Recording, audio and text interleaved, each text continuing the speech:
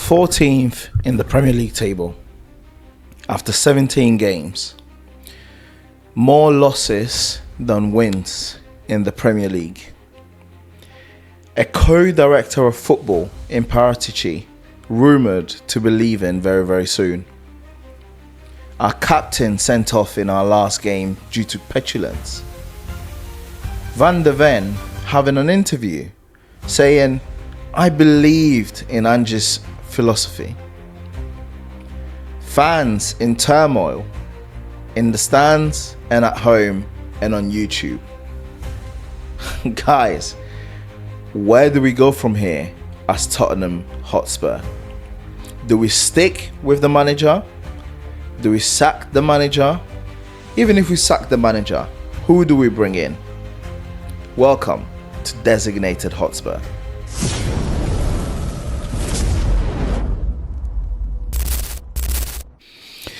Yo, big up guys, it's your boy Manny here from Designated Hotspur. I hope you're really enjoying the festive break with your families, with some nice food, some nice conversations, and a bit of peace and quiet from the circus that Tottenham Hotspur is, our beloved club. In the last video, what I did say was my aim was to get 200 subscribers by the turn of the year, and you guys have been so incredibly amazing that not only have I hit 200 subscribers, but I'm just 28 subscribers away from hitting 300 subscribers, which is crazy to me. So please guys, continue to like, continue to subscribe, continue to hype, continue to share, please, and continue to comment, and tell me what you think about the videos, what you think about what we speak about, what you think about even my different setup every single day. I'm in my living room today, serving you guys with different scenes and different sceneries along the way. But yeah, as per usual, guys, please smash the likes, subscribe. Let's try and hit my goal this year, as I said in the last video, is to hit 1,000 subscribers by the end of the season. And the way you guys are, continue to subscribe, continue to comment, continue to share, it looks so positive to me. It looks like I'm going to hit that goal. So please smash the like, subscribe as usual, as I always say, hype and share, guys. And yeah, let's get into it. Where do we go from here, guys? Where do we go from here? As I said at the start of the video, we are now in a situation where we are sat 14th. We sacked the previous manager that many of us backed, right? And we sacked him rightly so. You can understand why the sacking came for Ange. But we sacked him because he was poor in the league, even though he was very good in the Europa League. The note at the end of the sacking by the board was that it was unacceptable for Spurs to bin the league or bin other competitions. We need to be able to compete in all four comps. And fast forward a few months, now here we are with a manager in Tomasfrank that has played 17 games, has lost 7, has won 6. So he's lost more than he's won. He's got a goal difference of plus 3, right? And it looks really bleak. I'll put together a preview video tomorrow of our game against Crystal Palace. But this is more a video towards what is happening at our club. What is the direction of travel? Who is in charge? Whoever is in charge, are they pushing for us to, try and get to a point where we actually becoming a serious club? I've got many fans in many different under YouTube channels or within YouTube WhatsApps who are calling for Pochettino to come back. They're calling for Poch to come back. And the reasoning for which they are calling for Poch to come back and replace Thomas-Frank is because they feel like it will bring unity across amongst the fan base. Something that we've not had in 3 years, dare I say. So we've not had, we only had the unity probably within the first 10 to 15 games of Ange's tenure. After that, after which there were sections of the fan base who wanted him out at that point in time, and that continued through to the campaign last season, whereby we won the Europa League, but they still wanted him out, and they got what they wished for. But then what has happened is that there is also that section of the fan base, quite a significant section, might I say, that did not want Ange to be sacked, wanted to keep him due to the fact that he had won the first trophy for us in 17 years and the first European trophy in 41 years. And that section of the fan base feel hard done by, in the sense of they're now thinking, but what was all that for? We had so much momentum. We had so much feel-good factor. You could have just looked at it from the parade that we had and how much unity we had. You could have looked at it from the perspective of the roar that we had when Ange said season 3 is better than season 2. But we've gone on to sack him, and we've brought in a manager who's currently worse than that Ange was. So the fractious fan base that within the fan base that we have at the moment, people are now saying that Poch is the one who could unite the fan base. What do I think about that? Well, I think, listen, if we were to sack Frank tomorrow and Poch was to come in, I would not complain. However, I have serious reservations about him coming back in. Reason being is, he will come back in, and would the board even back him? Because if the board does not back him, he has a very, very high chance of soiling the legacy that he has at this club. The love that he has from the fan base, the feel-good memories that he brought to the fan base are, there's a capability of them all going away because of our board. So I am not really amongst the people who would want or would love to see Poch back, because I think he's had his time. He has built his legacy. He has built the love from the fan base. Is okay for us to leave the past in the past. However, there is that possibility. Levy is gone. It's a new board. The Lewis kids, the 60-year-old kids, are the ones running the club now. Could it be that they would back the manager that they really believe could take us to that promised land that they've told us, the Premier League? So that is one area, one option of travel, of where we could go to next if we were to sack this manager. Another section of the fan base are advocating for Glasner to come back, to be hired after Thomas-Frank is sacked. And to be completely honest with you, I'm not really on board with this idea at all. I think that Glasner is an outstanding manager. He's an outstanding manager who, however, relies on a very rigid system, a rigid, pragmatic system, which comprises of playing 3 at the back, which normally gets into a 5 at the back, considering the fact that obviously he coaches, so he manages Crystal Palace, which is relatively an inferior team to your likes of City, to many other teams, right?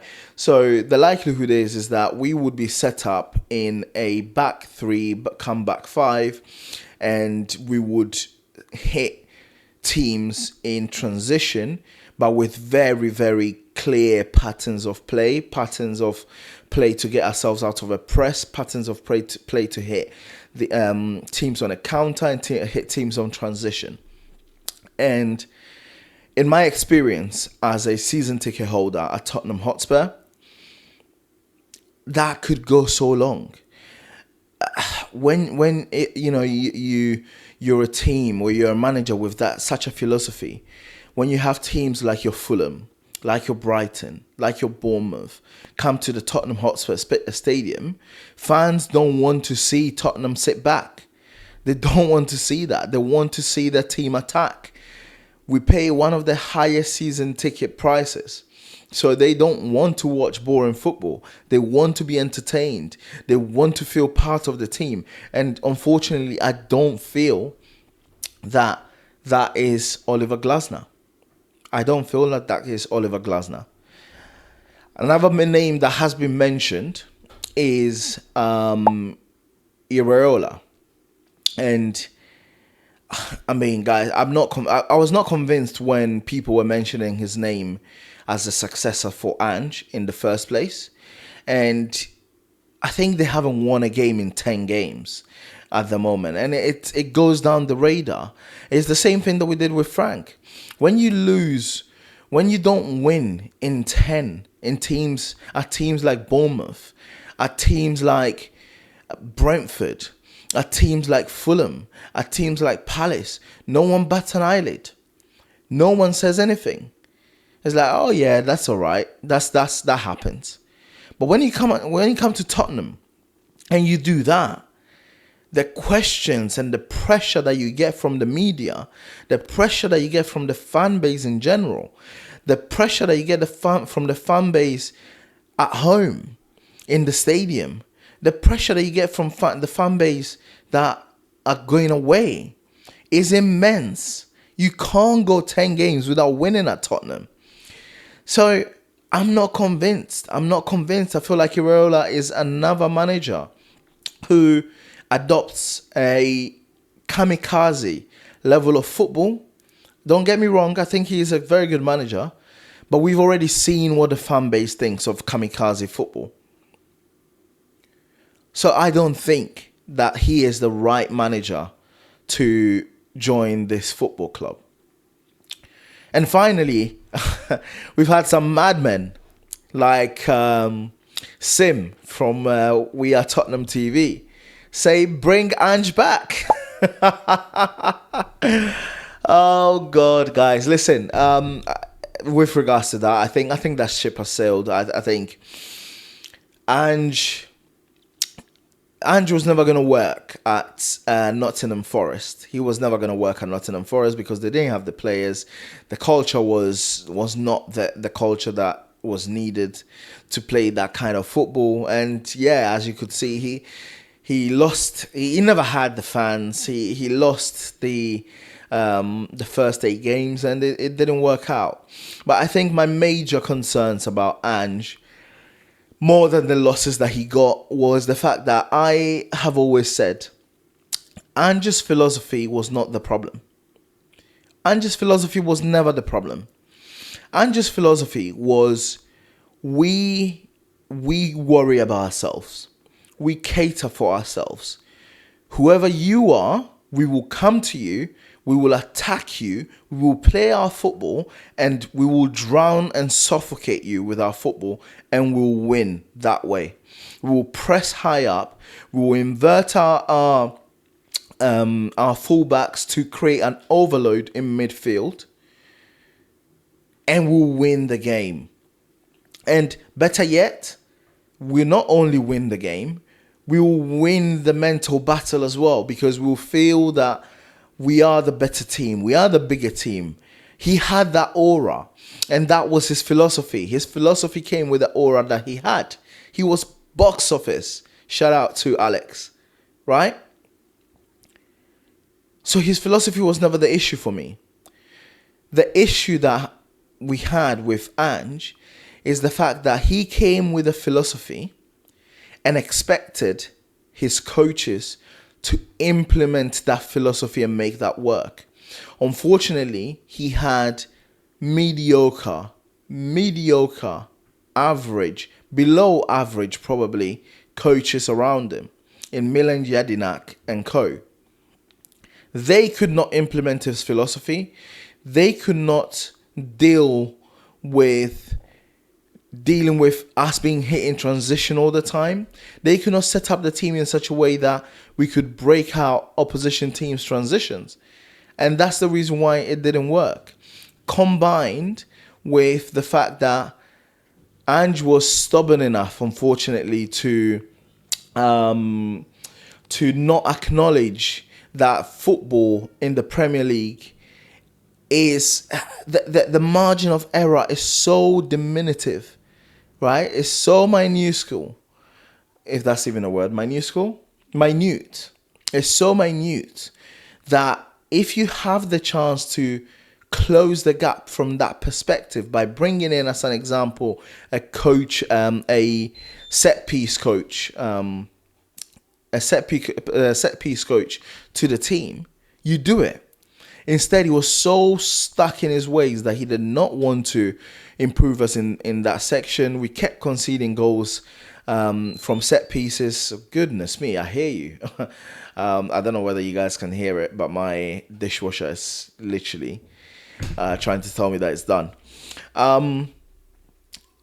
He didn't want to change, and unfortunately, that was his downfall. That was his downfall. So, yeah, he is not the answer. But listen, I think mainly the main thing that all Spurs fans right now would want is for Frank to turn it around. It's for Frank to turn it around, because sacking him, even though, some of us have come to a conclusion that he's not the right guy for us, sacking him, that it doesn't do anybody any favors. It doesn't make me happy. It doesn't make any other fans happy. It diminishes the appeal of the club, because what it tells other coaches is that, listen, you will get sacked, and you will not be given time at Tottenham Hotspur, right? So I want Thomas Frank to turn it around. But I have to say, I have major doubts that he is the right guy. I don't think he's the right guy. I don't think he has the philosophy to take us to the promised land. And maybe we swallow that, we take that L and swallow our pride and give him the season. Give him the season, give him players that are club players, right? Players that we know would improve the team and any manager would be happy with, and let him run it with for the season. Give him that free pass, because there is nobody out there, guys. There is nobody out there. Even if we wanted Poch, we would have to wait for the World Cup to end before we could get Poch. Yeah. You will have to wait for the World Cup to end. So, where do we go from here? I think the answer is very clear. And I do think that that's exactly what the board is going to do. I think the board is going to wait it out. Unless we start just losing game after game after game. I think the board is just going to wait and see how Frank does, see whether he can turn it around. And probably buy him some players. I'm hearing word that we are having 150 million war chest, which I don't believe at all. I think we're going to buy probably about 2 players in the January transfer window. I think after watching Madison's YouTube, doesn't look like Madison is back this season. And I'm also hearing rumours that Solanke is not going to be back this season either. So it's going to be 2 players being brought in, or 1, plus probably Kulusevski coming back, and I think that's the only one. Those are the only 3 new additions that we're gonna have come end of January. So yeah, let's hope. Listen, let's hope this guy turns it around. But to be completely honest, from myself, from a few others, we know he's not the guy. We know he's not the guy. His football is stinks, and I'll continue saying it until things change. So, guys, if you've made it here, thank you so much for the support that you've given me for the past 2 months. Was it 2 months? Probably a month and a half since I've been posting. I will keep bringing out the posts and the videos. The next video is going to be with regards to the preview of our next game, but also another video is going to come out on the title race as we broaden our horizon of what we speak on. So, guys, smash the like, subscribe, keep sharing, keep hyping, and as always, come on, you Spurs.